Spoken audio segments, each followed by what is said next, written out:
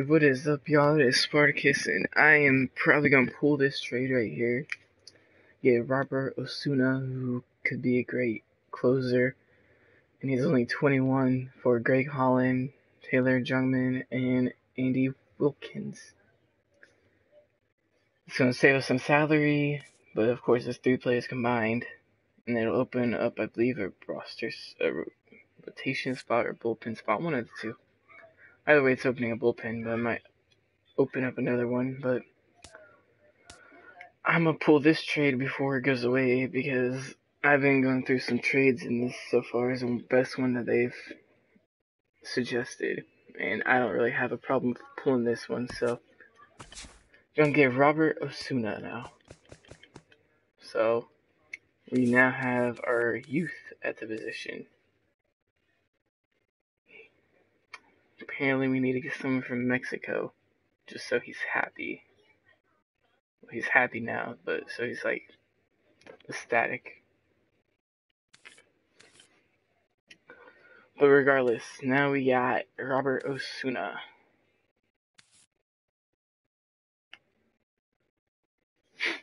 What little time he has had in the MLB, he's been pretty good, and hopefully I made the right trade. I think I did. Because I think getting rid of Greg Holland, who we're paying only $3.5 million for a year, him and a guy that I probably wasn't going to have in the rotation next year, and a first baseman that's not in my future plans, I think that is overall a good trade. And Greg Holland's stamina has also been decreasing. A couple other things have been decreasing, some going up. But I think Roberto Osuna will be a lot more better in the long run. So that's what my thoughts were in getting Roberto Osuna. And I think we lost rotation. Yeah, we lost our number 2 starter, which he was struggling a bit, so that's okay. I believe he was 2-8 on the year, so he wasn't off to a great start anyways. But now I have to decide whether to put Jared Parker into the rotation or call someone up or go free agency. In our minors, we got Jorge Lopez. Sam is only 76. All his stats aren't that well.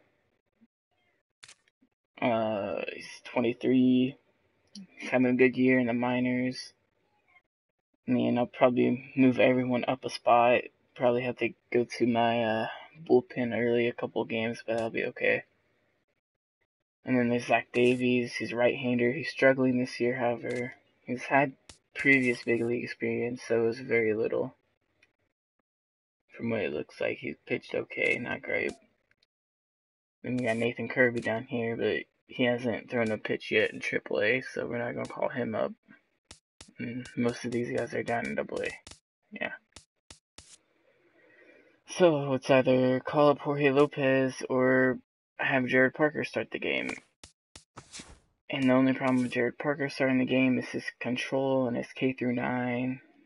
It's not that great. I don't really care about starting pitchers clutch, although it can be important at sometimes. I think he would be an interesting guy. Either way, we're going to be calling up another long relief guy, so either way, it'll probably be Lopez, or we can go to free agency and pick up Cliff Lee or any of these guys up. From Kevin Slowly to Tim Lincecum to Mark Borley, Jeff Neiman, Cliff Lee. Obviously, Tim Lincecum would be an interesting pickup. Well, his stats are decreasing, however, because he has not been signed yet. And it's kind of weird, because if they don't get signed, their stats decrease over the season, which is kind of a first, but it makes a lot of sense. Cliff Lee, big thing that stands out is he hasn't pitched in every year. But whenever he last pitched, he struggled a bit more than he had in previous years, but he averaged about 200 innings a year. And his stamina is still great, so he could be a great guy to acquire to get deep into ball games. And then Tim Lincecum has obviously had injury problems, and that's why he was no longer with the Giants. His ERA continued to go up after having great seasons previously, but now he's struggling. So I don't know if we want to give him a chance. He is obviously one of the youngest out of these 5 options. Kevin Slowly, I would not consider him, honestly. Mark Burley, however you want to say his name, he had a good year last year for the Toronto Blue Jays, but there's obviously a reason why people don't sign him like among all these other players. Cliff Lee's asking for about $7 million a year. Probably only sign a 1-year deal if we can. Oh, it looks like we just signed Tim Lincecum anyway, so I'll probably release him. Yeah, that's not what I want to do. Okay, well now Tim Lincecum's off the market because I'm not gonna go after him, I guess. So Jeff Neiman or Cliff Leaks. I honestly do not want Tim Lincecum now, and he don't want to come here anyways. Would have to send like a couple days, but I was going to probably sign Cliff Lee anyways because he wants to play for a contender. Now I can't promise that we'll be contenders, but we have a need for him. In years I've simulated with him, he's done okay. Not great, but he's done okay. He's gone deep into games, and that's why I need someone. I'll probably have him be not our number 2. Probably. I don't know. But we're going to sign him. Try to get him for a 1-year deal. He'll sign for $7.5 million. So, Cliff Lee is now our highest rated player. That's going to change. He's not going to be the bullpen, obviously.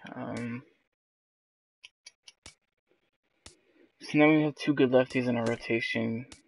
And if you guys want me to pick up Tim Lincecum, I can still pick him up and possibly bump down Chase Anderson because he's struggling too. Willie Peralta, we're going to give one more chance. Jimmy Nilsson has had a good year. Eduardo Rodriguez had a great first start. So what it's looking like right now is Cliff Lee. I think he'll fit in perfectly at number 2. Whether he does good or not, he's going to be the number 2 for a while. Until at least the All-Star break, so I can furthermore decide what our rotation will look like. I honestly did not mean to sign Tim Lincecum, so I released him, but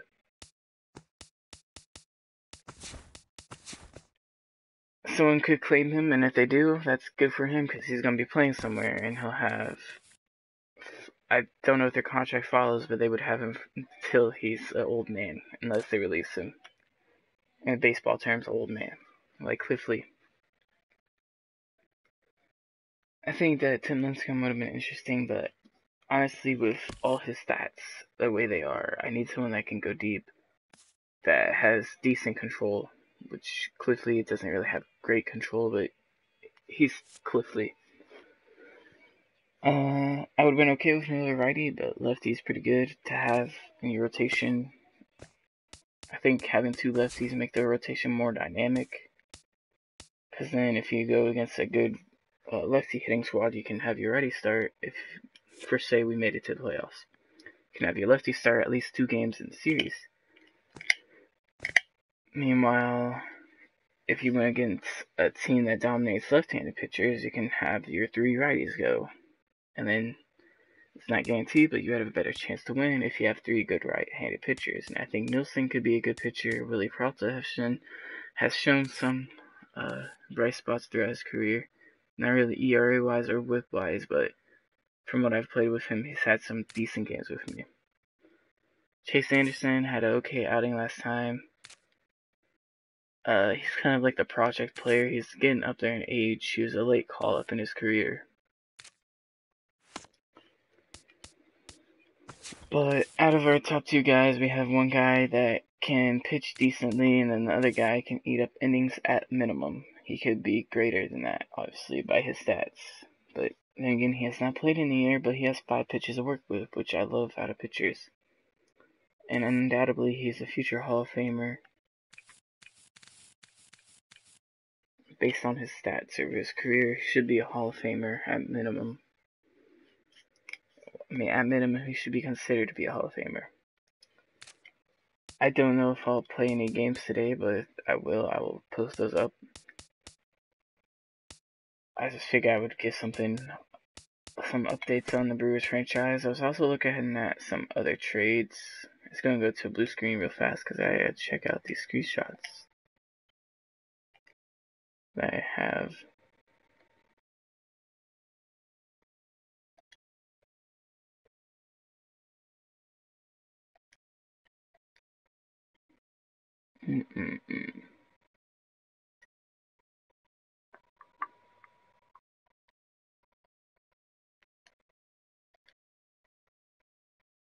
So one trade that was possible is Jimmy Nielsen, and obviously Holland is no longer here, but Clippard, and then I'm pretty sure we could find someone equal up to Holland later on for Steven Strasburg.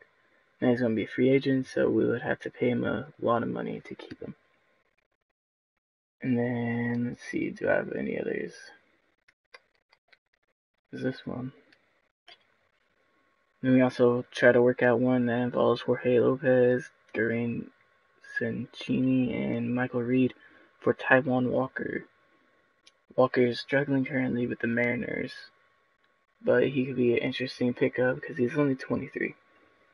And he's obviously had some shines of greatness despite his injuries.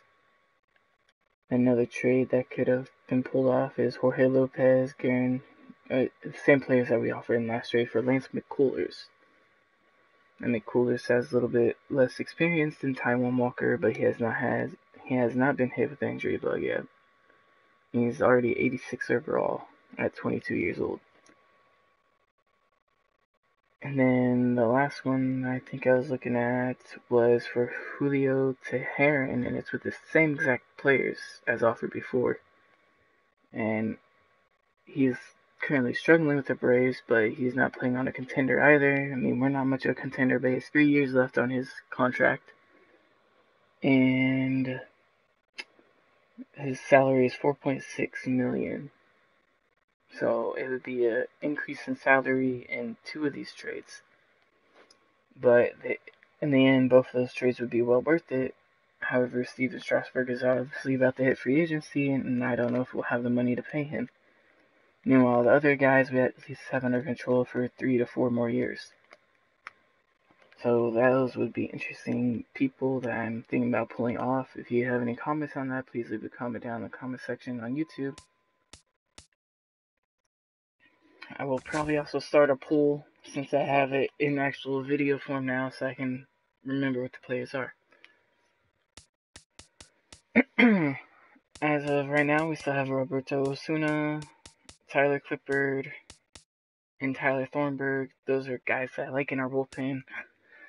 Gerald Parker is obviously going to be the main long arm guy for us. Tyler Thornburg is kind of second because of his stamina is the second most in the bullpen. But signing Cliff Lee, hopefully we can get some innings eat up so we don't have to go to the bullpen as much as we have been, especially once we hit towards the bottom of the rotation.